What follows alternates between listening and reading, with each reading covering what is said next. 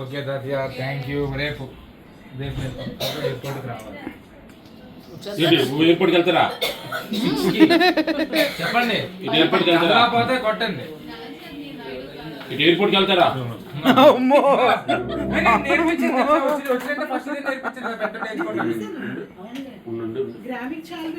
Daddy ఎయిర్పోర్ట్కి వెళ్తారా?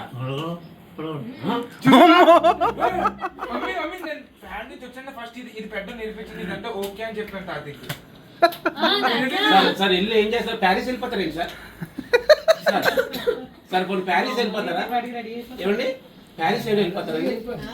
అడితోటి గట్టిగా